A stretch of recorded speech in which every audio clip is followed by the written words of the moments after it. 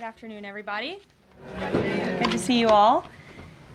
The thoughts and prayers of the entire White House remain with all of the Catholics around the world who are mourning the death of Pope Francis. Pope Francis touched millions of lives and dedicated his life to serving the Catholic Church. As a mark of respect for his memory, President Trump ordered flags be flown at half-staff, and he will be traveling to attend his funeral in Rome. The president will depart from Washington on Friday morning and return to the United States on Saturday evening following the funeral service. I can also confirm the dates of the president's trip to the Middle East. He will travel to Saudi Arabia, Qatar, and the United Arab Emirates from May 13th until May 16th. And on Thursday of this week, President Trump will welcome Norwegian Prime Minister at the White House for a working visit. The two leaders will discuss trade and regional security. This will be the 13th head of state visit of President Trump's term already. At the border, President Trump continues to deliver on his promise to make America safe again. The Wall Street Journal captured the Trump effect in a recent article. Border crossings grind to a halt as Trump's tough policies take hold. U.S. Customs and Border Protection recorded its lowest southwest border crossings in history in March, and we're seeing the same successes at our northern border. Here's how the New York Post put it. Northern border sector previously overrun by illegal migrants sees dramatic drop in crossings. We haven't seen anyone since November, end quote. According to U.S. Customs and Border Protection, just 54 illegal aliens were apprehended in the Swanton sector of our northern border, which stretches more than 300 miles in March. This is a drastic 95% drop from the more than 1,000 border crossings that were caught in March 2024. This is a main hotspot area that recorded more than 80% of all apprehensions along the northern border during the 2024 fiscal year. And new reporting from the Washington Times fully highlights the difference in Joe Biden's disgraceful approach to the border compared to President Trump's. Under Trump, border catch and release has dropped 99.99% from worst Biden month. You can't get much better than that. This statistic in particular is astounding. Border Patrol agents caught and immediately released 189,604 illegal aliens into the United States in December 2023 at the height of the Biden border crisis.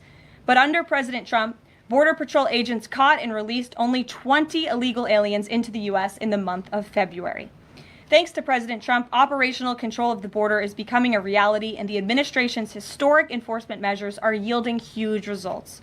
Illegal aliens are finally getting the blunt message. If you cross the border illegally, you will be swiftly deported and never return to the United States of America. Efforts to arrest the criminal illegal alien invaders are continuing to ramp up. ICE Chicago arrested a Mexican national convicted of predatory sexual assault of a child in Cook County, Illinois. This week, ICE Denver arrested a Mexican national convicted of sexual assault of a child in Houston County, Texas. ICE Miami arrested a Nicaraguan convicted of aggravated battery in Hillsborough County, Florida. ICE Houston arrested a Salvadorian national convicted of attempted sexual assault of a child in escape in Dallas County, Texas. And ICE Chicago arrested a Mexican national convicted of aggravated sexual abuse of a minor in Illinois. Despite the Democrats' insane objections, President Trump will continue to embolden law enforcement officers to arrest dangerous legal alien criminals and keep our communities safe. And also thanks to President Trump's America First economic approach, investments continue to pour into our country. Swiss pharmaceuticals company announced they will be investing $50 billion in the United States over the next 5 years, creating 12,000 new quality jobs. Regeneron Pharmaceuticals also agreed to pay Fujifilm Technologies more than $3 billion over the next decade to help manufacture its medicines in the United States. It's a top priority for President Trump to ensure we are producing critical medicines and pharmaceutical drugs right here in America, and that is exactly what we continue to see happen every day. In other news, the Trump administration has announced we will put an end to Joe Biden's illegal student loan bailout attempts. No student loan has been referred to collection since March of 2020. That comes to an end. On May 5th, the Department of Education will resume involuntary collections for borrowers with defaulted federal student loans. The student loan portfolio controlled by the federal government is nearly $1.6 trillion, but fewer than 4 out of 10 borrowers are in repayment. This is unsustainable, unfair, and a huge liability for American taxpayers. Debt cannot be wiped away. It just ends up getting transferred to others. So why should Americans who didn't go to college or went to college and responsibly paid back their loans pay for the student loans of other Americans? The Trump administration will never force taxpayers to pay student loan debts that don't belong to them. Student loan borrowers need clarity, and we're finally giving it to them. Borrowers will now be clearly expected to repay their loans, and those who default on their loan obligations will face involuntary collections. The government can and will collect defaulted federal student loan debt by withholding money from borrowers, tax refunds, federal pensions, and even their wages. America is $36 trillion in debt. We must get our fiscal house in order and restore common sense to our country. If you take out a loan, you have to pay it back. It's very simple. President Trump will not kick the can down the road anymore. Before we open it up to questions today, I want to commend our pool photographer who is in the room with us today. ABC News photojournalist Melissa Young is retiring after 44 incredible years on the job, covering here at the White House.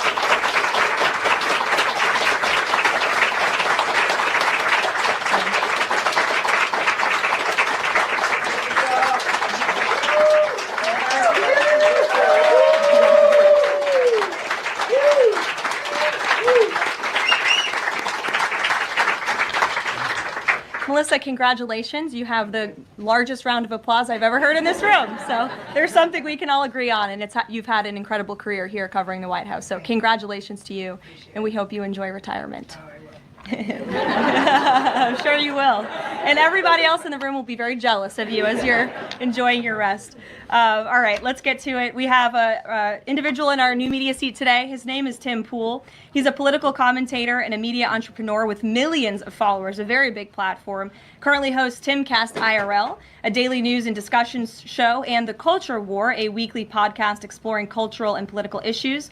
His programs feature in-depth conversations on topics such as free speech, censorship, identity politics, and societal change, often engaging with a diverse range of guests. He's in Washington today because we are also hosting a local media row across the street in the Eisenhower building, which is a testament to our commitment to bring new voices into the White House to cover the president and this administration. So Tim, why don't you kick us off today?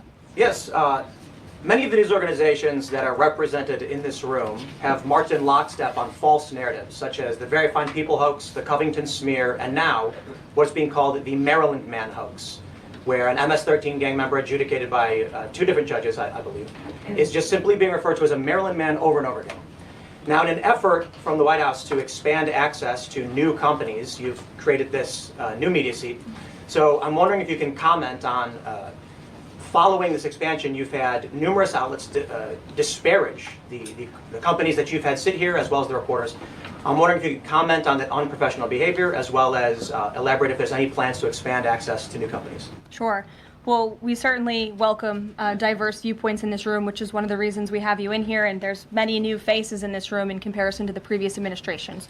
We want to welcome all viewpoints into this room. We welcome unbiased journalists who really care about the truth and the facts and the accuracy, and you rightfully pointed out the Maryland Man story, which I, from this podium, when The Atlantic published it, on that very first day, I came to this podium and said, this is wrong. The press in this room have this story wrong, and we have seen more and more evidence come to the table that we have had all along. We were always right. The president was always on the right side of this issue to deport this illegal criminal from our community. And it is despicable to see the media continue to refer to this individual as someone who is just a peaceful man living his life in Maryland. This was and always has been an illegal criminal, an MS-13 gang member, and a designated foreign terrorist. And the administration maintains our position to deport these individuals from our community. So thank you for being here, Tim. It's great to see you.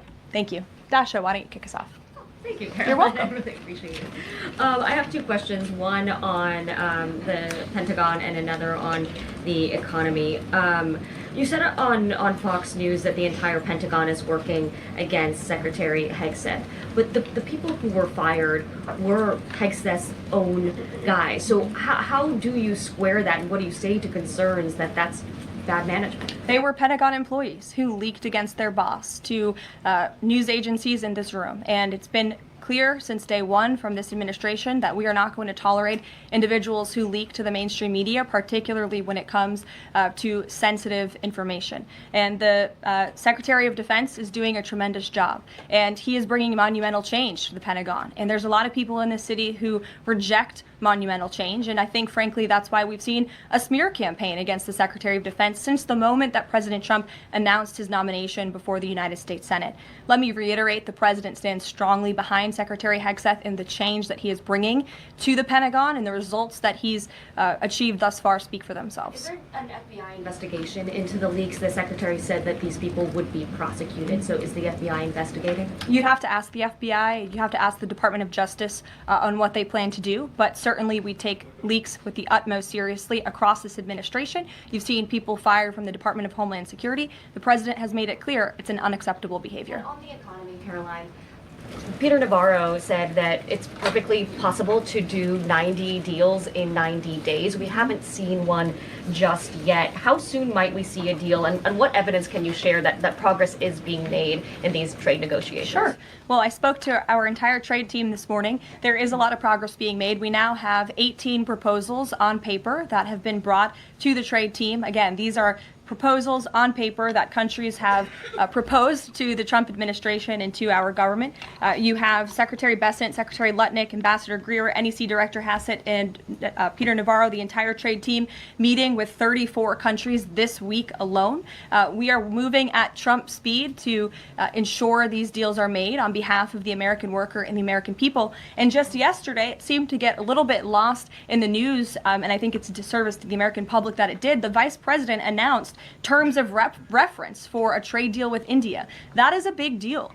We know when we look at the numbers, the monetary trade barriers and the non-monetary trade barriers from India, they have been ripping off the United States and American workers for a very long time. So the fact that the Vice President with Prime Minister Modi on that trip in India announced these terms of reference, which is essentially a framework to move the ball forward to sign a good trade deal between our two nations, is great progress, and it speaks to the work ethic and the real labor that's being put into this effort by the president's trade team.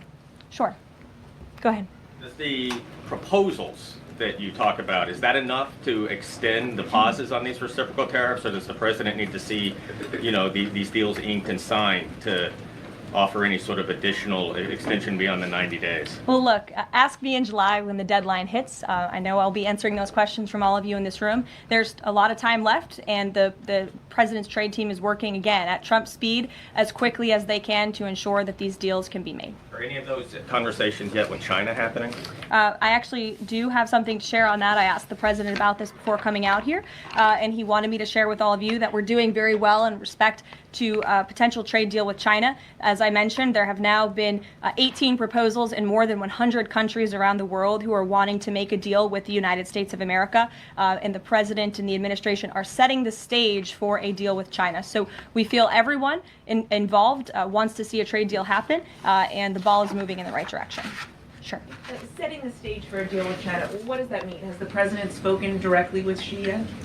I don't have anything to read out on a direct talk between the president and President Xi, but we will continue to keep you updated. And Secretary Bessent reportedly today told investors that this trade standoff with China he expects will be de-escalating soon because, as he described it, reportedly the situation is unsustainable. Is the president considering taking steps to de-escalate the situation with China? Again, I just read you words directly from the President of the United States. Those are moments ago. That's where his head is at right now.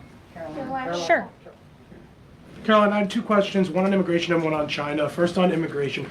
Roughly how many illegal immigrants and aliens do we have in our country, and how many does the administration plan on deporting? Sure. Well, you'd have to ask the Department of Homeland Security for a specific number, but we suspect it's definitely in the millions, perhaps upwards of 20 million people that were allowed into the country illegally by the previous administration.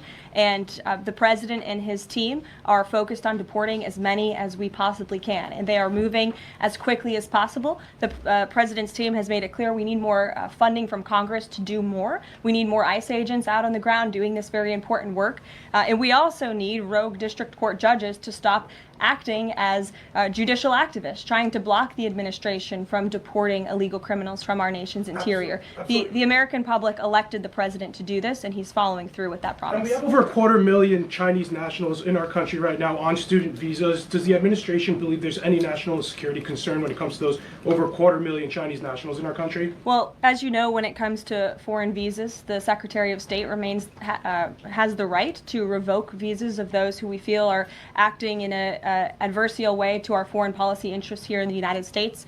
He has that authority according to the Immigration and Nationality Act.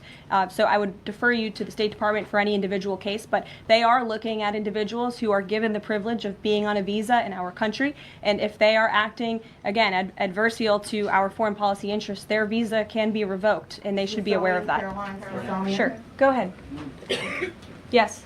I'm calling on you. Thank you, Caroline. You're welcome. Over the last few weeks, several countries have warned their citizens about travel to the U.S., and the Department of Commerce's own stats know that from a lot of countries, the number of visitors is falling. Does the White House have any message for people that might be reconsidering business or tourism travel to the U.S.? Where did you see that report?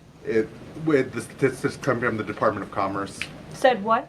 It's hard to hear you. Sorry. that visitors from a lot of countries have fallen in the last 3 months. I'd have to look at that report to comment on the merits of it. I think most people around the world recognize the United States of America is a great place to do business. It's a beautiful place to visit, and they should certainly come here because it's a much safer country than it was 4 years ago under the previous president. Libby, good to see you. A question about this upcoming announcement from HHS to ban food dyes. During the first week of the administration, the FDA announced that it's pulling its plan to ban menthol cigarettes. So 2 questions for you. How do you square a ban on menthol cigarettes being pulled and then announcing this ban on food dyes? And then how does the president feel about this upcoming ban that RFK is going to announce? Sure. Well, look, the Secretary of Health and Human Services, the president nominated him because he trusts him to make this country healthy again. It's not just a slogan. It really is a movement that has broken ground across the country. There's millions of people who believe in RFK Jr., Secretary Kennedy, and what he's doing. I don't want to get ahead of HHS with this historic announcement later and the details of it, but obviously the Secretary feels that he has reason and evidence to announce the ban on artificial dyes later, and I'll let him speak to that this afternoon. Phil. The president started the process of reclassifying more than 50,000 federal employees as Schedule F. We've already seen him march through a number of government agencies. I'm curious, should we expect mass firings, or is this a case-by-case approach, a scalpel or a sledgehammer?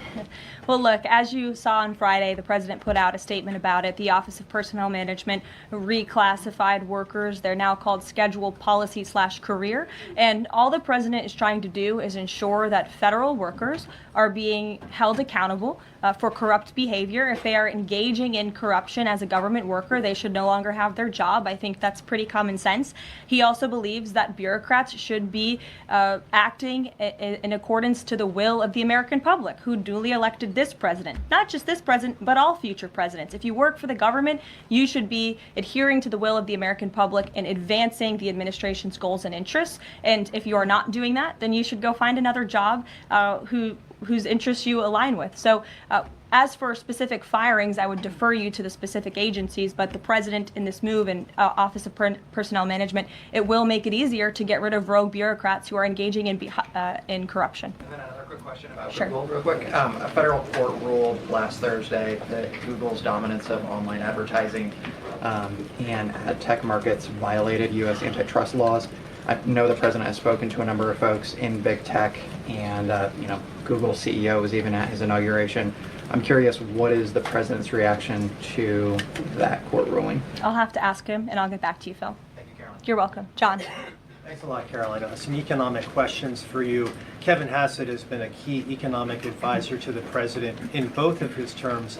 In 2022... And he still is. And he still is. He was just in my office. Absolutely. In 2022, he said that the independence of the Fed is super important. That's a direct quote. Is that something that the president subscribes to? Does he still believe in the independence of the Federal Reserve? Well, look, I think the president has made his position on the Fed and on Powell quite clear.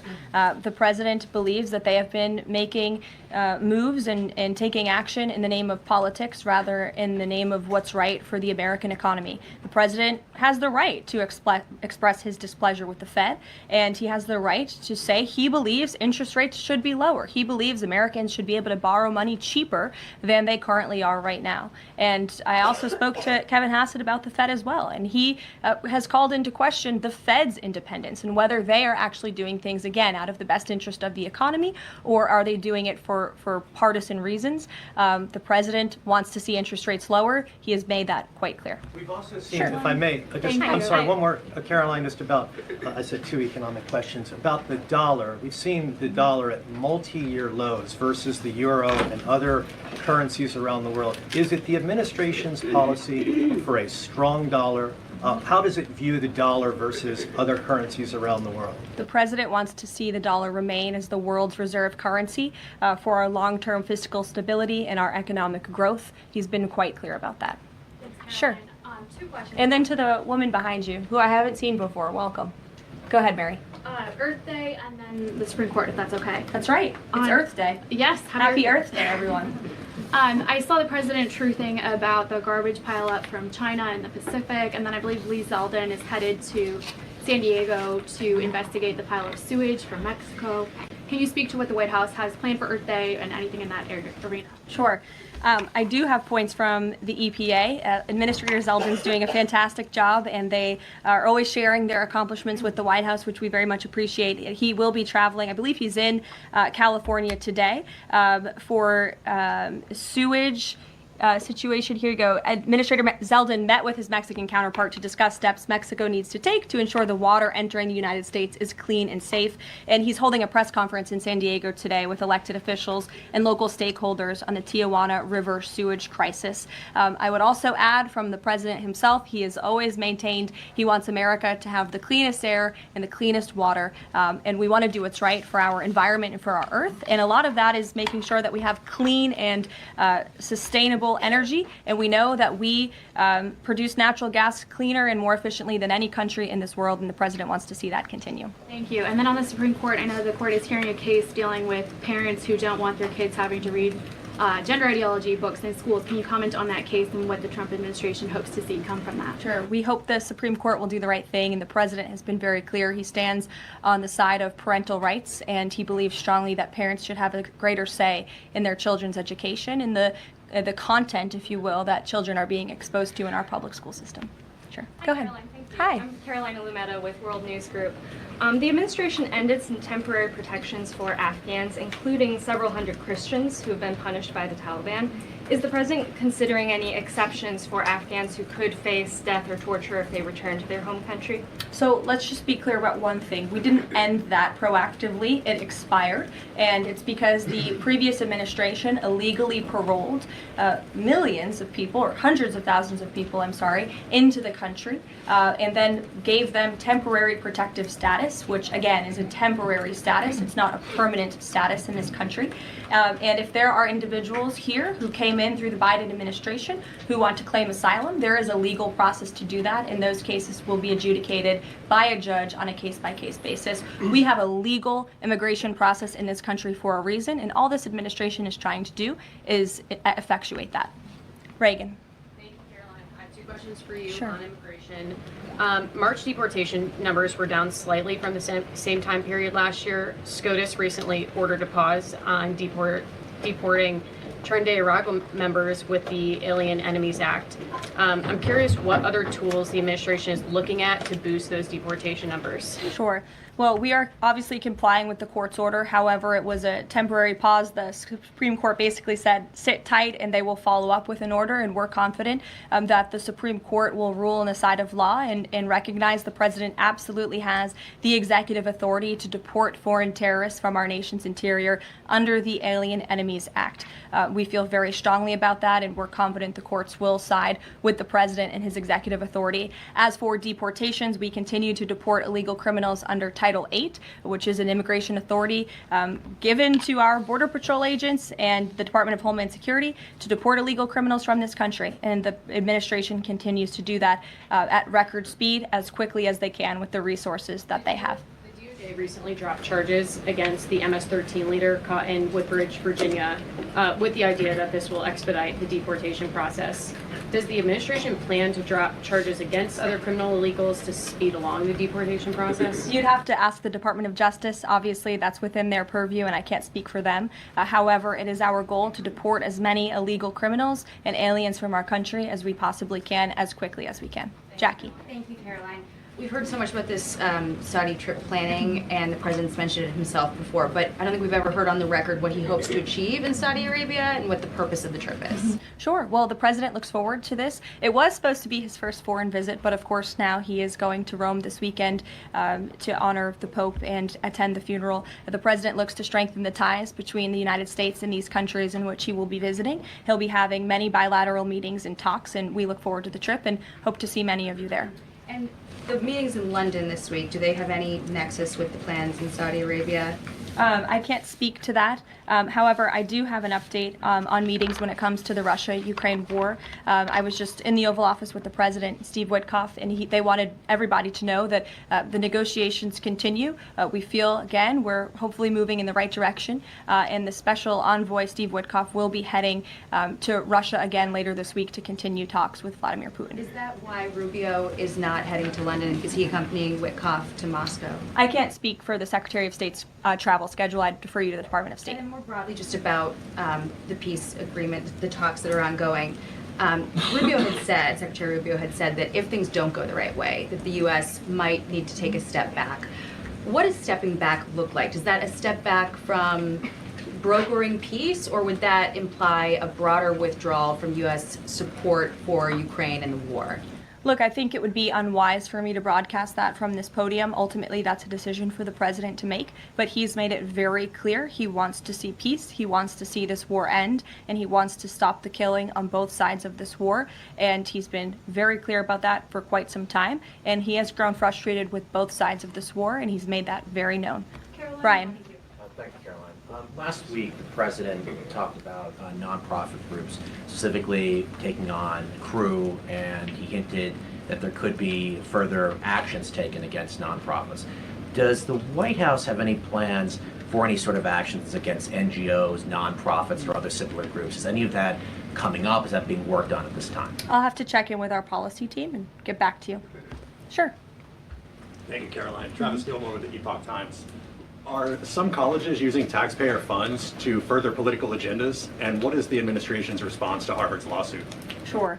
Well, the president has made it quite clear that it's Harvard who has put themselves in the position to lose their own funding by not obeying federal law.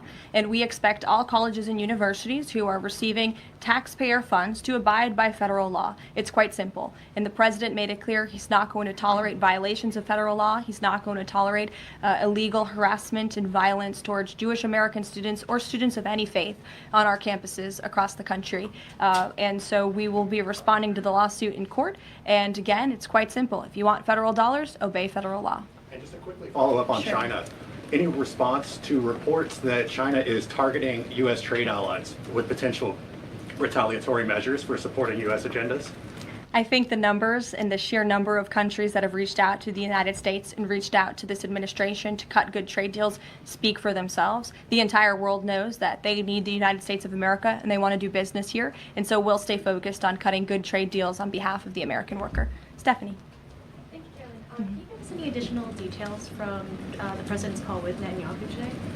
I did speak to the president about it. It was a good call. They spoke particularly about Iran and the negotiations that are underway with Iran and the United States. And the president has made it very clear repeatedly, but I'll reiterate, there is no daylight between the United States of America and the state of Israel. He stands strongly behind our ally. He's made it quite clear when it comes to Iran that we want to see a deal, and Iran has a choice to make. But the president has also made it very clear, and he reiterated that in his call with Prime Minister Netanyahu today about the need for Iran to never obtain a nuclear weapon. I do have one more bit of news that I would like to share with all of you. Just give me 1 second to find it. And it's in regards to the terrorist attack that took place in India earlier today. The president has been briefed by the National Security Advisor, and he's being kept up to speed as more facts are learned. What we know already is dozens were killed and even more were injured in a brutal terrorist attack in a popular tourist location in South Kashmir. President Trump will be speaking with Prime Minister Modi as soon as he possibly can to express his heartfelt condolences for those lost. And our prayers are with those injured and our nation's support for our ally India. These types of horrific events by terrorists are why those of us who work for peace and stability in the world continue our mission. discussion. So we'll give you a readout of that call later this afternoon. There's a lot of work to be had. You may hear from the president later this afternoon as well, and we'll see you all later. Thank you.